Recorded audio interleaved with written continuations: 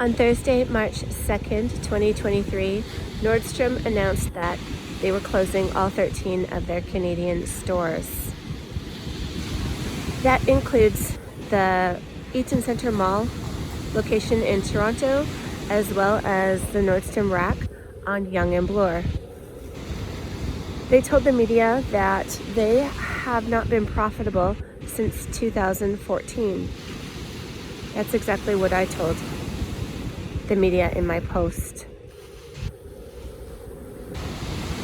In fact, 2013 would be the last year that my store was profitable. I exited the mall from my 5th location in April of 2014, and I returned to move 4 times, and none of those locations were profitable. In fact, I paid to be there.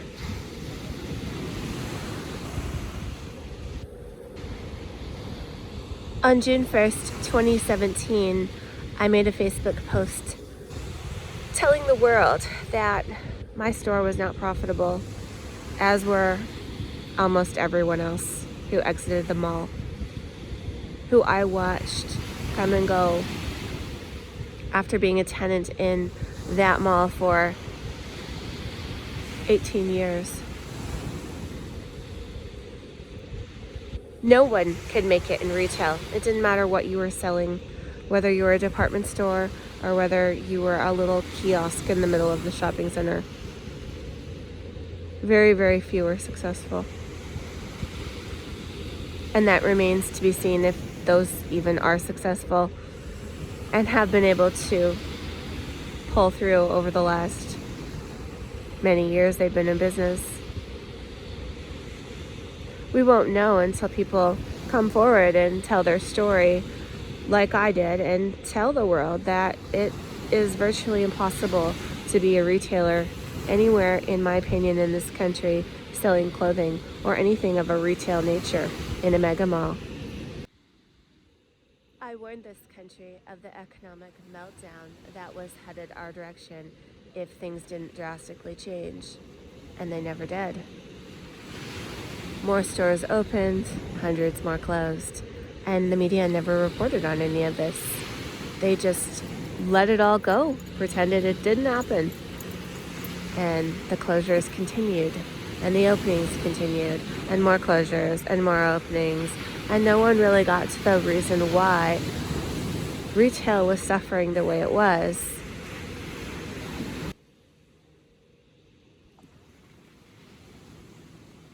The experts are useless, and they blame superficial, non-existent issues as to why retail is collapsing. They blame the stores. It's always the store's fault. And in my opinion, it's not the store's fault at all. For it to be the store's fault in my store and Nordstrom's store, you would have to blame hundreds, if not thousands, of brands. We are multi-brand stores. We are not just one brand. I can't just say it's Oakley's fault when Oakley was just one brand in my store. Speedo was another. Nordstrom is the same way. In fact, I've never placed the blame on the stores.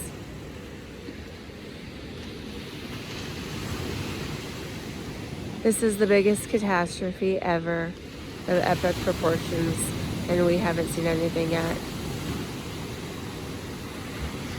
We have allowed these mega malls to have way too much power and control and domination over our entire country. These landlords have abused their tenants, and this abuse has gone on my entire life. This isn't anything new. It just took some time for me to realize how bad the abuse was.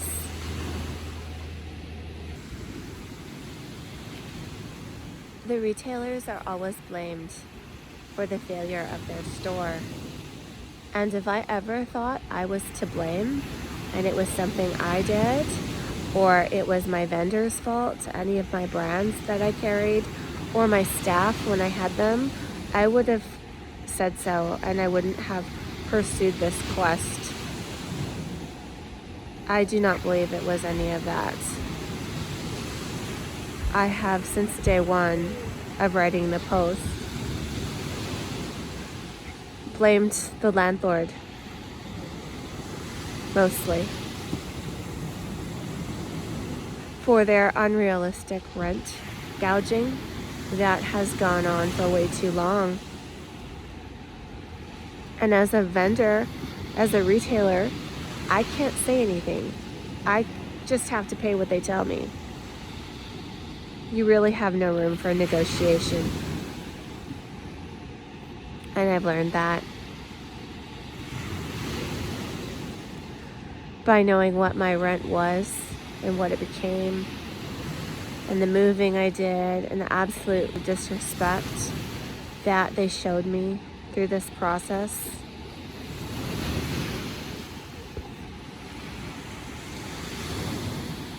They didn't even show up in court. That was the biggest waste of my time, and it showed me what a disgrace our legal system is here in Canada. I spent 3 months preparing evidence, trying to defend myself because they stole my lawyer.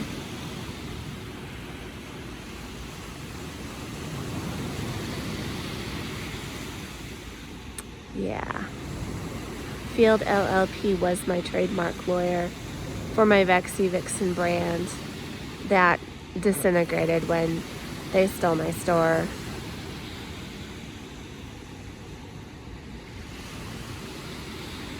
They took everything I own in that business, in that store. It was over $1 million in retail merchandise and store fixtures and mannequins and display tables and personal items like my sewing machine, ladders, drills, all kinds of stuff.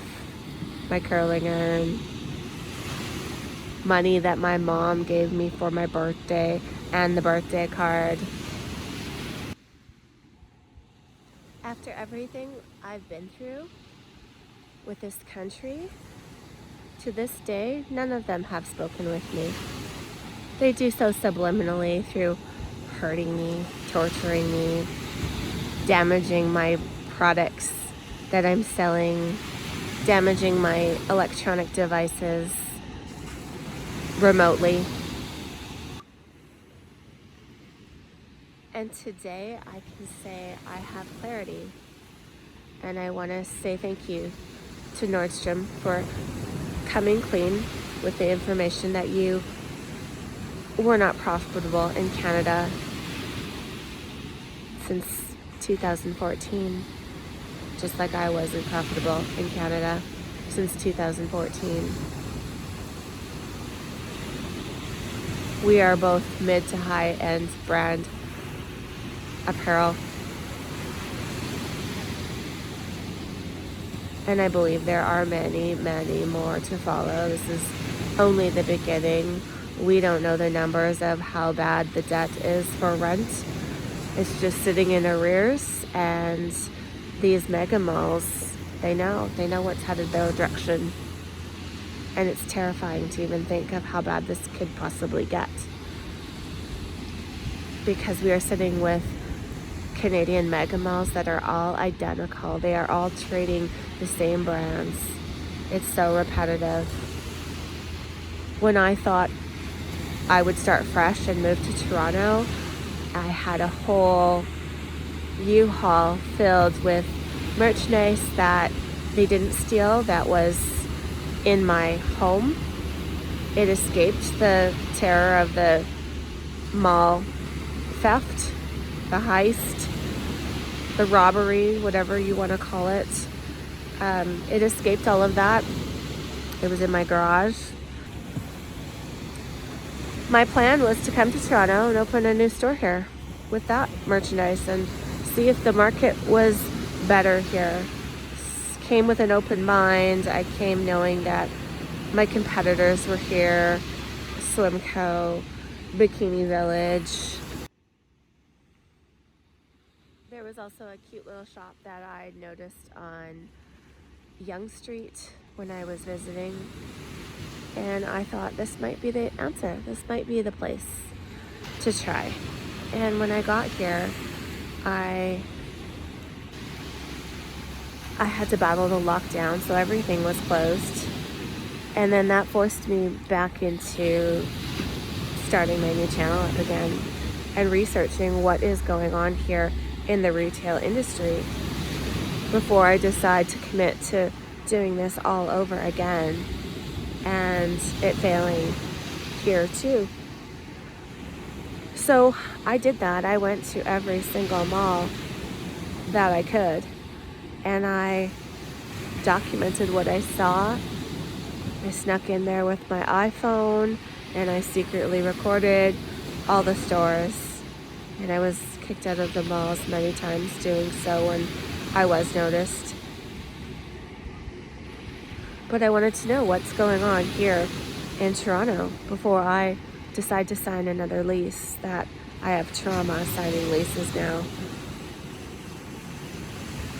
And that was when I realized this is the same game as in Edmonton. It almost feels like it's the same owners.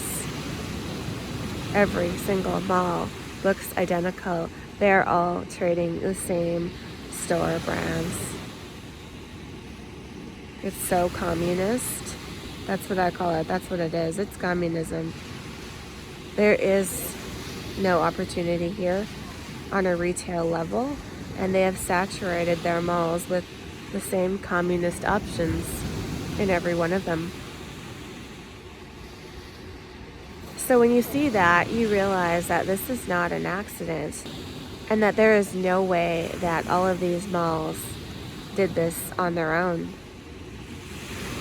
There's some sort of pact going on between them where they only let certain stores trade. And they have a whole grasp on our entire commercial real estate industry. And you don't get in if they don't want you in. And then if you do get in, they know from doing this as many years as they have, they know what rent will put you under. They know this game way too well. It's such an unfair trade situation, and the tenants always lose. So they have managed to control what we buy, where we buy it, who trades, who doesn't. This goes into grocery stores and everything. You don't trade if you don't have a lease and a place to trade. And they decide.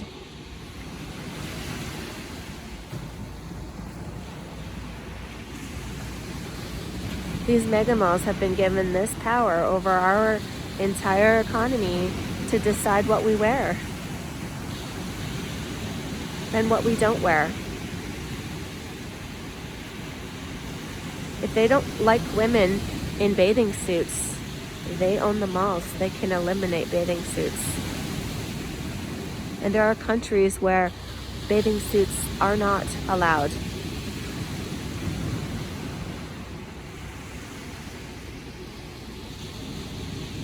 Muslim women do not wear bathing suits.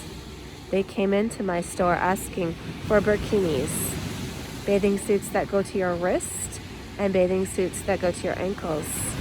That is not my demographic, and that is not my customer, and it never has been.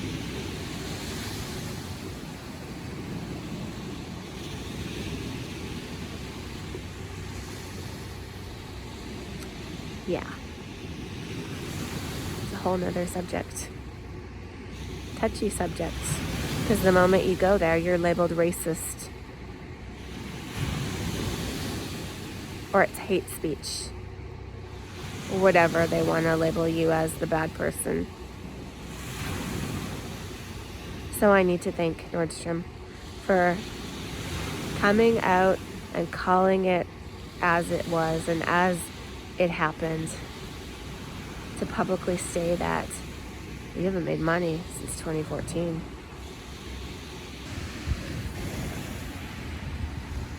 When Iranian men don't like women wearing bathing suits, They can make that happen when they own their real estate and they dictate who trades and who doesn't.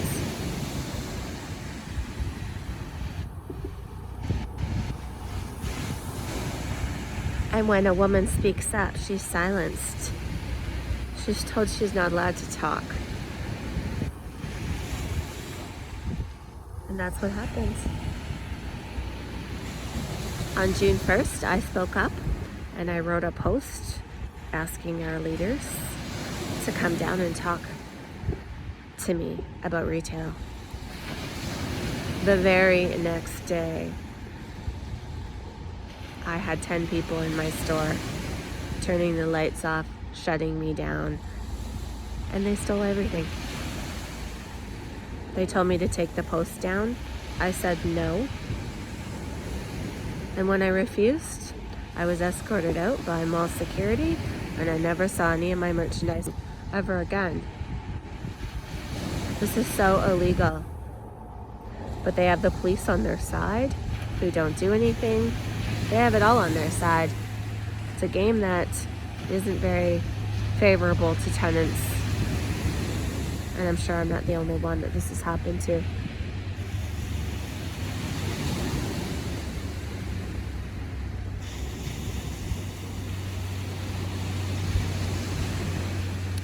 Yeah. Nordstrom's announcement should be the biggest wake-up call to not just the land devils,